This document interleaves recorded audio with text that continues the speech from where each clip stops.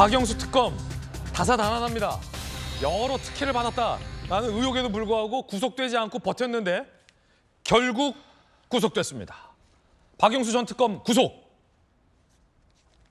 법원이 구속영장을 발부했습니다. 이유는 증거 인멸의 우려가 있다. 검찰이 소위 칼을 갈았다. 지난번 영장이 기각되면서 정치권에서 얼마나 많은 비판이 있었습니까?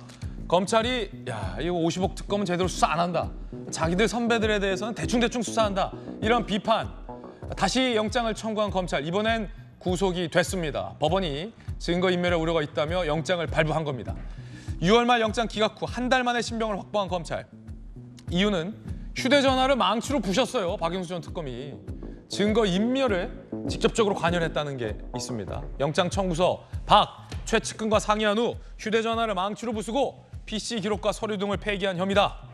라고 영장 청구서에는 검찰이 기재했습니다. 휴대전화를 폐기한 날, 지난 2월 15일 휴대전화를 망치로 내쳐서 폐기했습니다.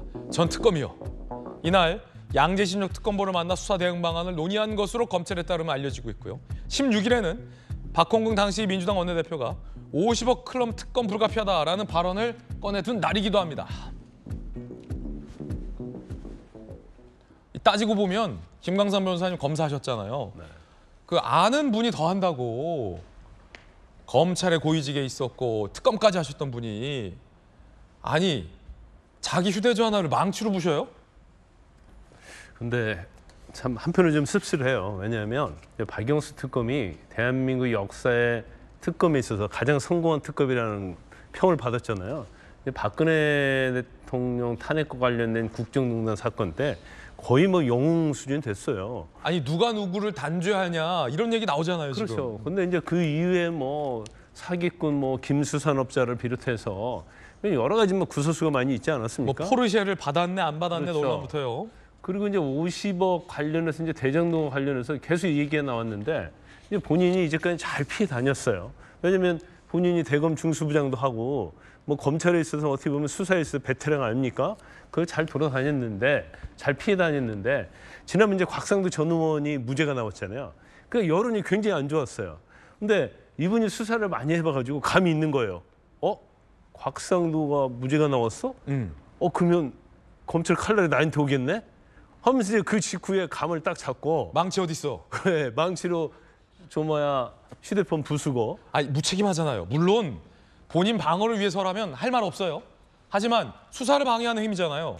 근데 선배 검찰이 후배 검찰이 하는 수사를 방해하는 거잖아요. 망치로 부순 건. 근데 그걸 망치로 부쉈다는 얘기는 거기에 자기의 불리한 증거가 있다는 거고 지금 범죄 혐의와 관련해서 그 휴대폰이 검찰에 넘어가면 자기가 굉장히 처벌받을 있고 구속될 수 있다는 거잖아요. 그럼 거기에 증거가 좀 많이 들어있다는 얘기 아니에요. 아니 예를 들어 뭐 잘 안 써서 정기적으로 포맷을 합니다.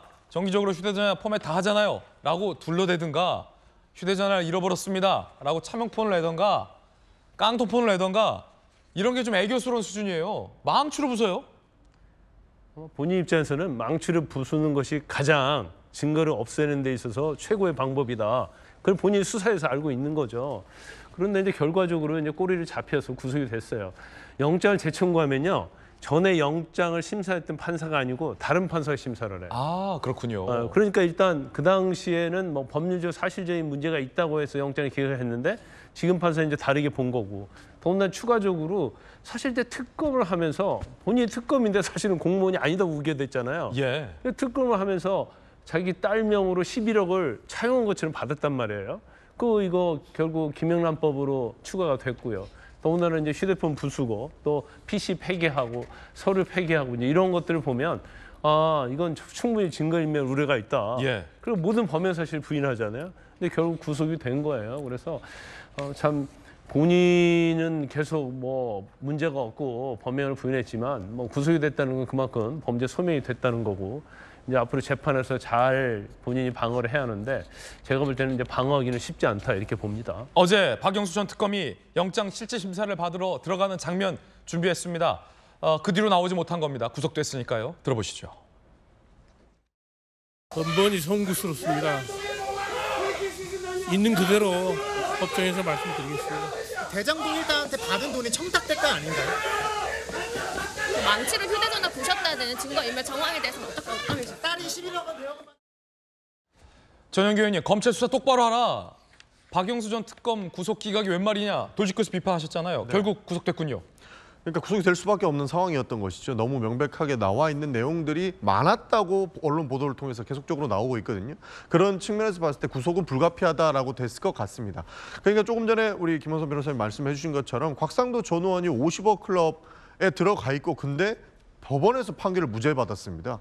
이거는 검사가 제대로 된 증거를 내지 않았기 때문이다라는 비판을 많이 받았을 거고 아마 그 칼날이 또 박영수 특검한테 갔을 텐데 저는 한 가지 이해 안 가는 지점이 박영수 특검은 누구보다 법을 잘하시는 분일 거거든요. 왜냐하면 검사도 오래 하셨고 특별검사도 하셨는데 휴대전화를 망치로 부순다는 행동을 도대체 어떻게 할 수 있느냐라는 것입니다. 본인도 이 망치로 휴대전화를 부셨을 때 증거인멸로 해서 구속될 수 있는 걸 충분히 알았을 텐데 왜 이걸 부수는 행동을 했을지 참 궁금한 사안인데 검찰을 좀 믿은 것 아닌가 하는 생각이 있고요. 이미 구속을 되셨으니까 이제 재판을 좀 받으실 것 같은데 저는 합리적인 판결이 좀 나왔으면 좋겠다는 생각이 듭니다. 예, 뜨거운 소식 함께하고 있습니다.